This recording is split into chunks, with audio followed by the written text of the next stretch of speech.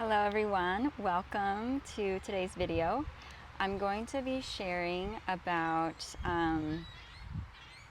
something where there's like many layers to this topic, but it's basically this is for someone who is curious or already has a connection with the spiritual realm, the world around us that is the invisible, and have an interest in connecting more with your ancestors or loved ones who've passed on, or loved ones from your fur animals, and has an interest to have a deeper connection with yourself through awakening and opening up a new level of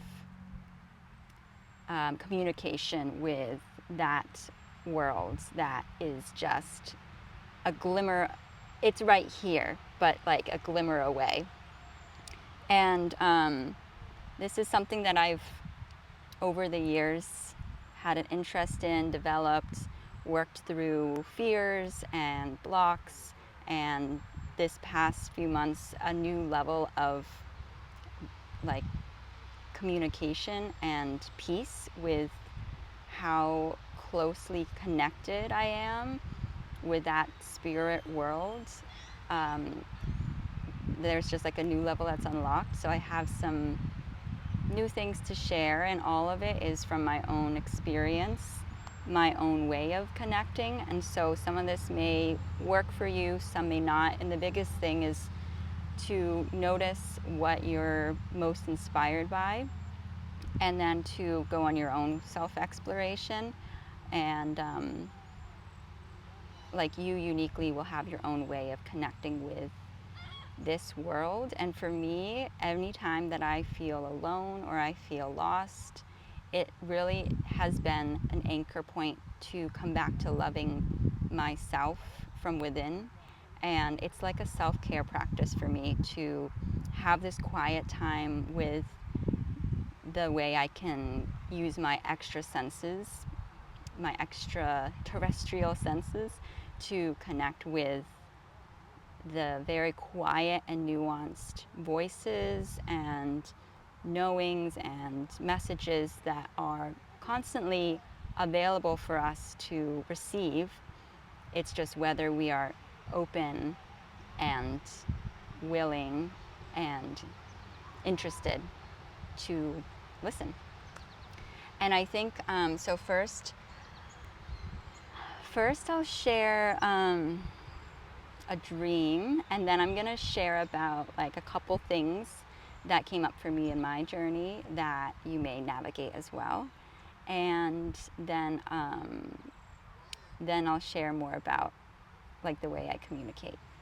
So the dream that came up for me that I feel like helps illustrate a concept and like an idea and a perspective that may help is I was like in this earth space with people, and then it was nighttime, and then in the sky I saw these stars, and it was these people were like kind of not in physical form, but they were kind of like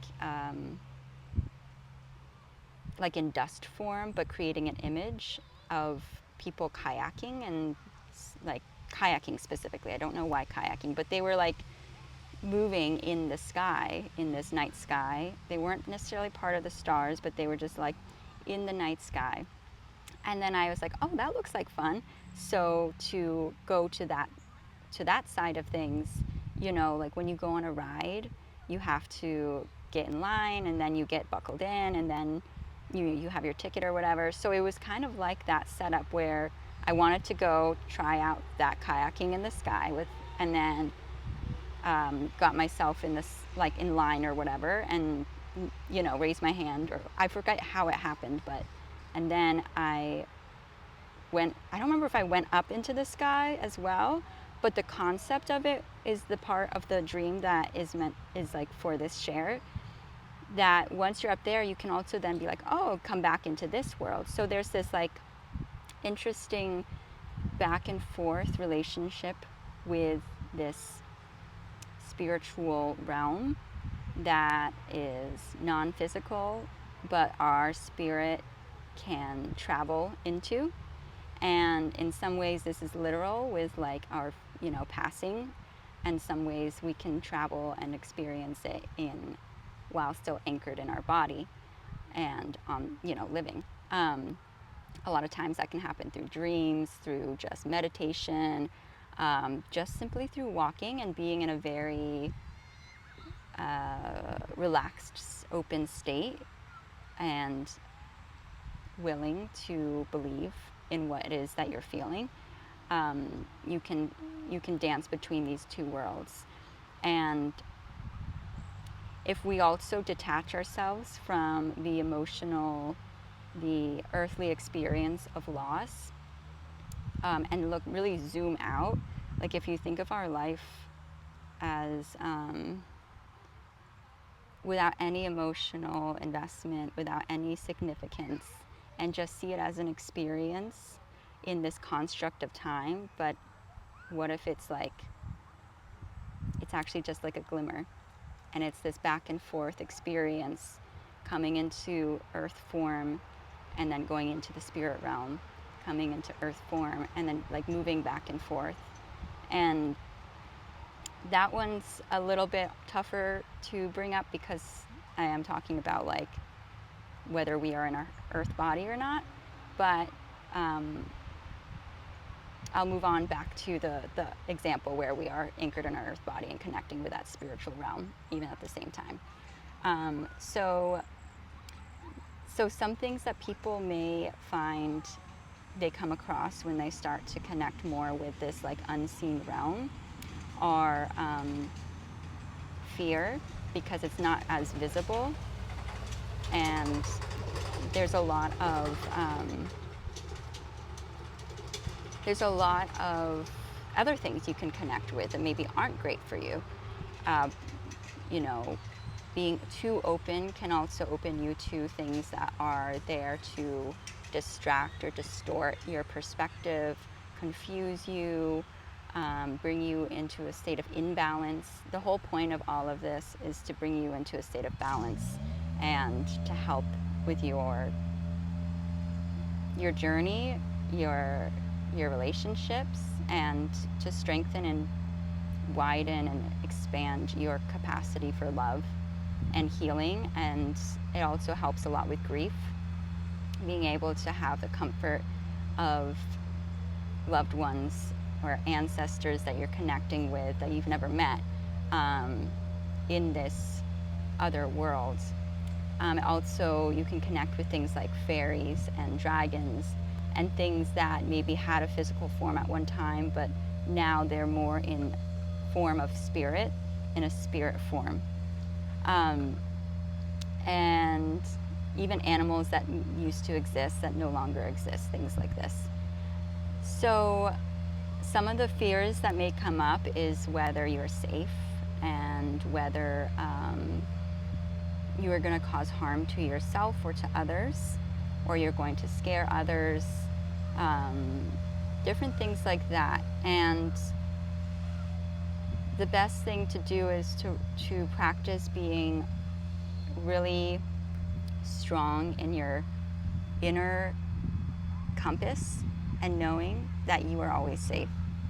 And what I say and what I declare is what is. So creating a safe space container for yourself to explore this other realm is a great way to create those boundaries, so that the only thing that you are connecting to is of love and of the intention for harmony and for balance and for peace. And then peace doesn't necessarily mean one versus the other, but it can also be acceptance and embracing of both our aspect of earth, which is more shadow and dense, and our aspect of light, which is of source and love and more spirit based and more like energetic, and the earth is more physical. But it can also carry the spectrum of anger and hate and um, just heavier feelings. But it's really about keeping the balance while we're in this form. So I'm gonna think about what was the other thing I wanted to share. Okay, so some different ways that I practice listening and being open to new levels of communication with ancestors specifically, because that feels like family that are connected to me through love as well, is letting yourself be guided forward to explore maybe your roots, where you're like genetically come from, your family, the ones that you know of and the ones that you don't know of, being open to receive information just through either like your own exploration. You find yourself drawn to a specific like mythology, or you hear of something constantly coming up. Like for some reason I was hearing Sweden a lot and I don't know what that means, but just as an example. Or you find yourself like learning your name comes from a different country, or maybe in your dreams you connect with someone or something of a certain lineage. It really can be all sorts of things. So for example, I know I have um, some like, I might be butchering the words, but like Nordic and Viking ancestry, and which is really cool to be able to connect with and learn about. And so I felt inspired to get a book the other day that had Nordic mythology in it, from the bookstore, from the library. And so that's just like one example of something. The other thing is to notice when you're connecting with loved ones that you've known of that have passed on, is what are some things that remind you of them, or what are some images, sounds, places. Another way, yeah, is through land. So if you feel really drawn and at home in certain places of land, also thinking about where your genealogy is from within land as well, and visiting that land physically or just through the culture, like trying out the food, learning about it in books, things like that. And then what I personally like hear things and I sense things, and these are all different clair senses, or they're different types of senses beyond like the five senses. So you can explore what are some things that come to you naturally, and and how are you receiving information through those extra senses, and just taking notes. So another way is through visions, through seeing images in your third eye, and what spaces, places, and things that you find yourself drawn towards bring you a sense of comfort and peace and love and home. That's another way to explore your connection with loved ones and yourself, your ancestral roots and loved ones who have passed on. And going on a quiet walk to a place that you feel drawn towards, and then maybe you see something. Like for me, I connect a lot with animals, so like dragonflies have a certain meaning for me, and certain birds have certain meanings for me. So going to those spaces and noticing what comes up, and noticing what you naturally are drawn to think about without forcing it. All of those things are not coincidences. They're like your body's like a receiver of information, and it can be through subtle sensation, or it could be through physical images, words. things that someone says to you. These are all different ways that you can be receiving a communication with that spirit place that is non-physical.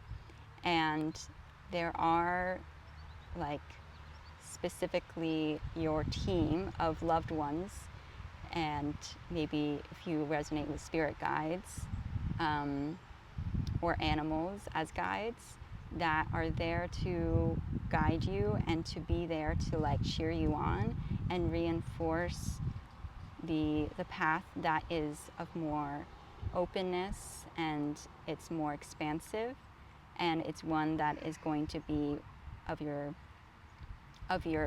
inner truth and light, like your truest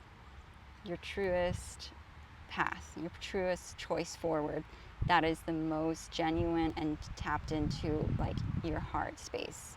And recognizing that we also contain within us the shadow side to all of that, the limitation, the thoughts of scarcity, the thoughts of lack, and just keeping a balance and embracing and loving those aspects of ourselves as well will all help us to have a balance, so that we can be open to focus, have, at the end of the day, be the focus on this experience on earth.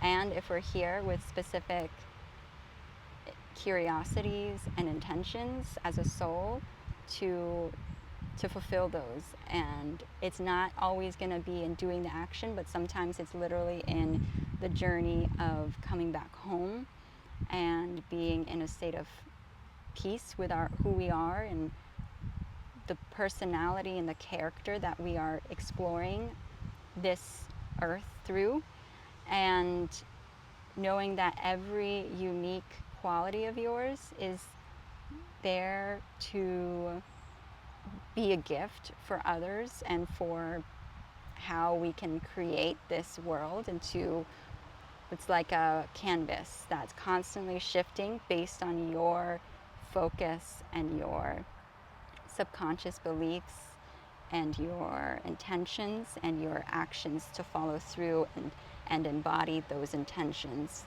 through inspired action.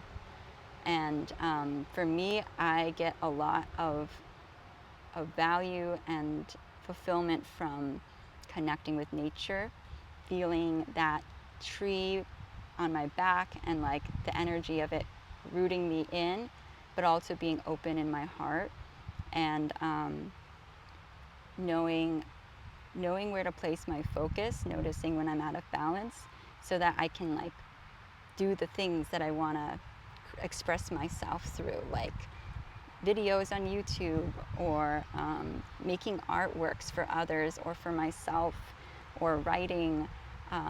Some of us really have a very specific mission or purpose or desire for what we want to bring our soul aligned path forward. And this is probably for you then, if you're watching this. So if you're feeling passionate about something very specific, you're on a journey of, like, a soul aligned path, following something that is maybe unique to the world around you, to the environment you grew up in, breaking the molds, breaking the stereotype or the patterns of mindless or, like, passive action. Instead, bringing in intentional movement and creation into your life. So for me, connecting with this spiritual realm has definitely been, like, my safe space, because just the way I am and the way I need to be sometimes is alone a lot of the times, and also some of what I've been navigating and learning from has been being in environments where I'm not necessarily in a safe space by the people around me, and that is something I'm changing within myself so that I am experiencing safety in the people around me. And it's really about me being the leader of that experience and my life to shift those beliefs. And the only way for something to change outside of you is if you create that experience within you first. So really being focused on where your attention is, what is bringing you balance and expansion and adding to your life versus what is depleting you and what is bringing you into disharmony or anger, but like not the healthy kind. Anger is just anything of the shadow is really just to, or of a darker nature, is just to show you where you could bring yourself, where you need to be more tended to, where you could ask yourself to take a pause and a step back before moving forward, because it's all like different ways your body's signaling to you what's out of balance and what's in balance. And yeah. Let me see if there's anything else I wanted to share about. So this other experience I had recently that for me was new. Some of you may already have these experiences, but it's like when you can come to a very balanced and relaxed state in your body and calm your mind and be really focused in more of your heart and let your heart and your inner knowing and whatever way you connect with intuition guide you every step forward. I found myself in certain places of nature where it's like I've tapped into like this other world that I'm experiencing, but while on Earth. And it's like we're all on one coin, and there's two sides to it. And sometimes you can see the other side of the coin while being on your side of the coin. If that makes sense. It's like a mirror. It's like sometimes the spiritual realm is like a one-way mirror where they can see, they being whatever's on the other side, honestly, at the same time, I don't fully know. They can see us, but we can't see them. But there are ways to just, even just being aware that exists alone is going to open you up to be receptive to whatever messages are being sent to you by that presence on the other side. And all for good things, to help you experience like the grandest life you could create for yourself, but also for others. And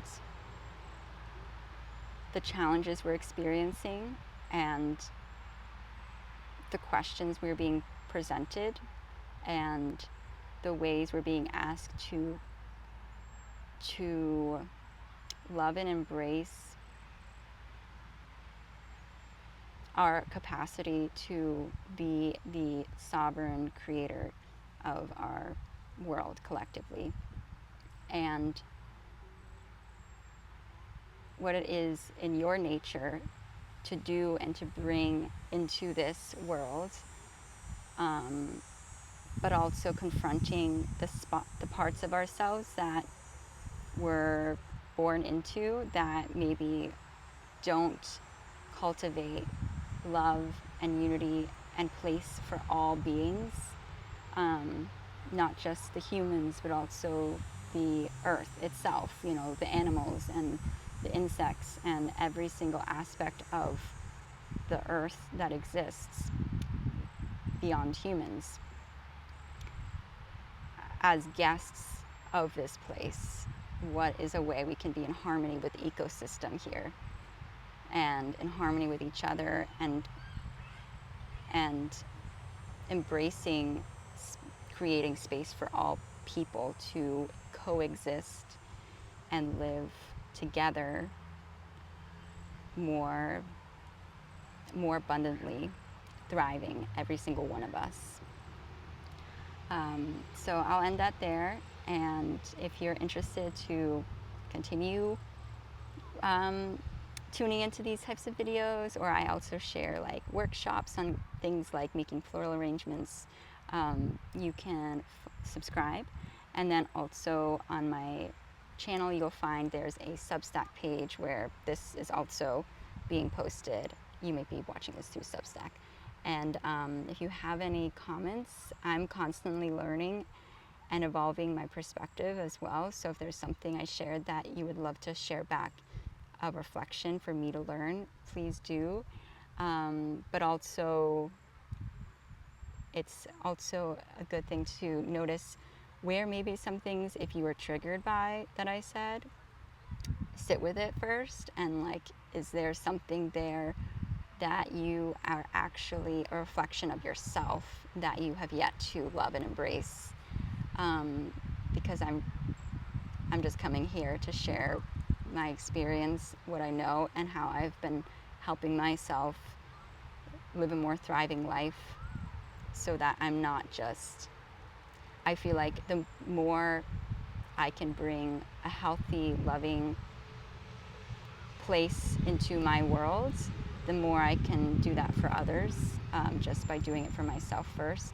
But I'm not going to be helpful to anyone if I'm in chaos and conflict and survival mode. And that's, at the end of the day, for me and this current experience as Erica, it's for me to develop, moving from survival to thriving. And I know there's a lot of privileges that I was born into that help me to do that. And we all do have some level of support and aid available to us.